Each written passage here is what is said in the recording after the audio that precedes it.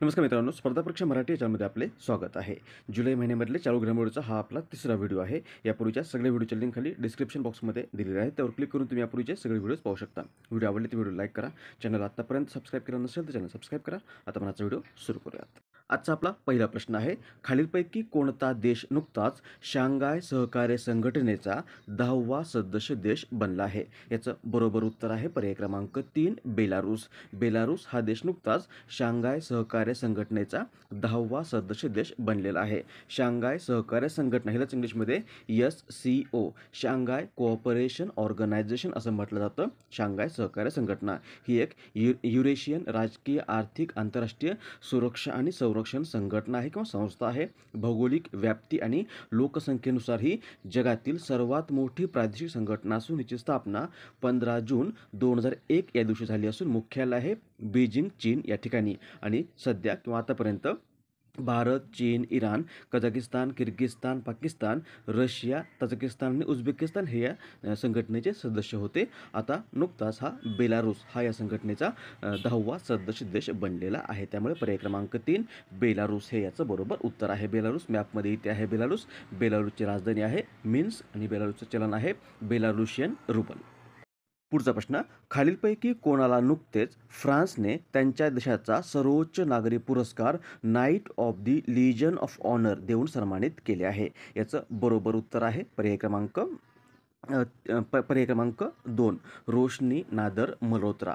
रोशनी नादर मल्होत्रा या HCL टेकच्या अध्यक्ष आहेत आणि भारत व फ्रान्स यांच्यातील व्यापार व आर्थिक संबंध वाढवण्यामध्ये त्यांच्या योगदानाची दखल घेऊन नुकतंच फ्रान्स या देशाने फ्रान्सचा सर्वोच्च नागरी पुरस्कार आहे Knight of the Legion of Honour हा पुरस्कार या रोशनी नादर मल्होत्रा यांना देऊन सन्मानित केलेला आहे. त्यामुळे पर्याय क्रमांक 2 हे याचं बरोबर उत्तर आहे. हा पुरस्कार दिला आहे फ्रान्सने. मॅपमध्ये पाहिलं तर इथे आहे फ्रान्स, राजधानी आहे पॅरिस, सध्या राष्ट्रपती आहेत इमॅन्युएल मॅक्रॉन, पंतप्रधान आहेत गॅब्रियल ॲटल आणि करन्सी आहे युरो.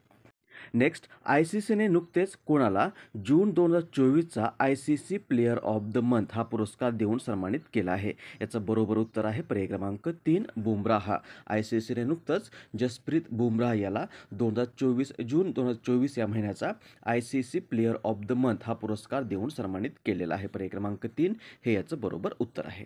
प्रश्न, खालीलपैकी कोण नुकतेच इराणचे नवीन राष्ट्रपती बनले आहेत?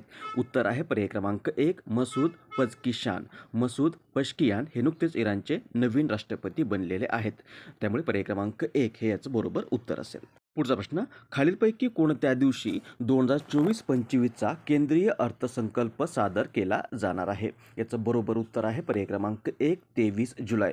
18व्या लोकसभेची नुकतीच स्थापना झालेली आहे आणि या लोकसभेचं बजेट सत्र जे आहे ते 23 जुलै ते 12 ऑगस्ट या कालावधीमध्ये आयोजित करण्यात येत आहे. आणि या दरम्यान 23 जुलै या दिवशी भारताच्या अर्थमंत्री निर्मला सीतारामन या केंद्रीय बजेट 2024-25 लोकसभेमध्ये सादर करणार आहेत. यासोबतच सलग 7 वेळा केंद्रीय अर्थसंकल्प सादर करणाऱ्या त्या भारताच्या पहिल्याच अर्थमंत्री देखील बनणार आहेत. केंद्रीय अर्थसंकल्पाची तरतूद भारतीय राज्यघटनेमध्ये कलम 112 मध्ये करण्यात आलेली आहे. यासोबत लक्षात ठेवा की भारताचा पहिला अर्थसंकल्प जो आहे तो 7 एप्रिल 1860 या दिवशी ईस्ट इंडिया कंपनीच्या राजवटीमध्ये जेम्स विल्सन यांनी सादर केला होता आणि स्वातंत्र्यानंतरचा भारताचा पहिला अर्थसंकल्प 26 नोव्हेंबर 1947 या दिवशी तत्कालीन अर्थमंत्री RK षण्मुखम चेट्टी यांनी सादर केलेला आहे. याचं उत्तर असेल पर्याय क्रमांक 1 23 जुलै. पुढचा प्रश्न आहे, खालीलपैकी कोणी नुकतीच युनायटेड किंगडमच्या पंतप्रधान पदाची निवडणूक जिंकली आहे? याचं बरोबर उत्तर आहे. युनायटेड किंगडमचे नवीन पंतप्रधान कोण बनले आहेत? याचं बरोबर उत्तर आहे पर्याय क्रमांक 2 कीर स्टारमर.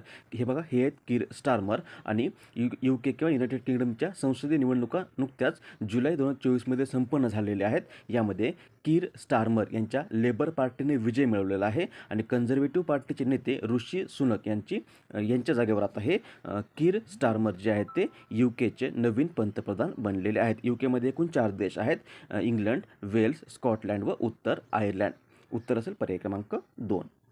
पुढचा प्रश्न आहे, ड्युरँड कप ही स्पर्धा खालीलपैकी कोणत्या खेळाशी संबंधित आहे? याचं बरोबर उत्तर आहे पर्याय क्रमांक 4 फुटबॉल. ड्युरँड कप ही एक फुटबॉलची स्पर्धा किंवा भारतामधली एक देशांतर्गत वार्षिक फुटबॉल स्पर्धा आहे आणि यावर्षी या स्पर्धेचं 133वे संस्करण जे आहे ते 27 जुलै ते 31 ऑगस्ट 2024 या कालावधीमध्ये कोलकाता, कोक्राझार, जमशेदपूर आणि शिलाँग या ठिकाणी आयोजित करण्यात आलेलं आहे. ही जी स्पर्धा आहे ड्युरँड कप ही भारतामधली एक डोमेस्टिक फुटबॉल स्पर्धा आहे.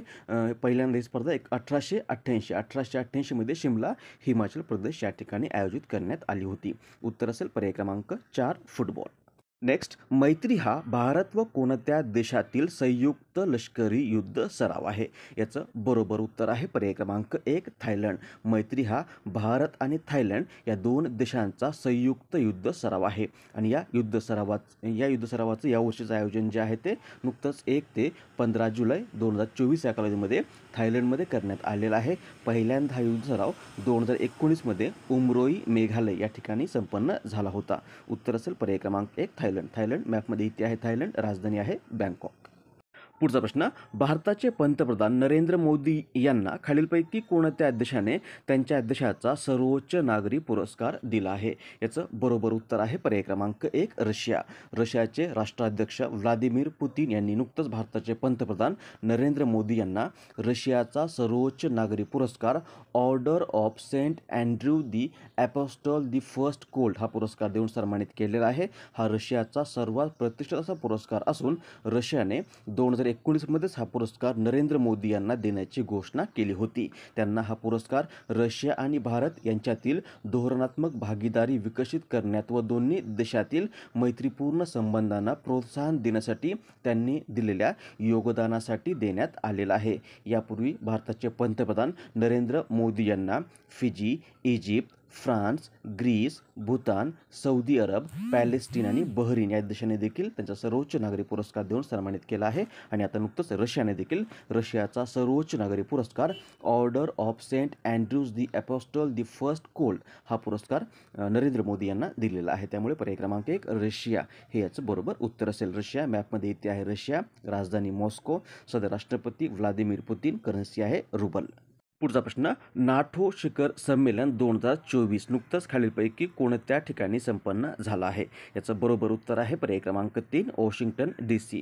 नाटो काय? नाटो म्हणजे NATO लॉंग फॉर्म होतो नॉर्थ अटलांटिक ट्रीटी ऑर्गनायझेशन. ही जगातील 32 देशांचा सहभाग असलेली एक लष्करी संघटना आहे. नाटोची स्थापना 4 एप्रिल 1949 या दिवशी 12 राष्ट्रांनी केलेली असून हिचं मुख्यालय आहे ब्रुसेल्स, बेल्जियम या ठिकाणी आणि सध्या जेन्स स्टोलनबर्ग हे या नाटोचे सेक्रेटरी जनरल आहेत आणि नुकतंच नाटोचं जे शिखर संमेलन आहे 2024 या वर्षाचं हे नुकतंच 9 ते 11 जुलै 2024 या कालावधीमध्ये अमेरिकेमध्ये वॉशिंग्टन DC या ठिकाणी संपन्न झालेला आहे. यासोबत लक्षात ठेवा की नाटोचा स्वीडन हा 32वा सदस्य देश बनलेला आहे आणि 31वा बनला होता फिनलँड हा देश. पर्याय क्रमांक 3 हे याचं बरोबर उत्तर असेल. त्यानंतर आजचा प्रश्न ज्याचं उत्तर तुम्हाला आज खाली कमेंट बॉक्समध्ये द्यायचं आहे. प्रश्न आहे, नोमॅडिक एलिफंट हा भारत व कोणत्या देशाचा संयुक्त लष्करी युद्ध सराव आहे? ऑप्शन्स आहेत रशिया, मंगोलिया, जपान आणि सिंगापूर. याचं बरोबर उत्तर तुम्हाला आज खाली कमेंट बॉक्समध्ये द्यायचं आहे.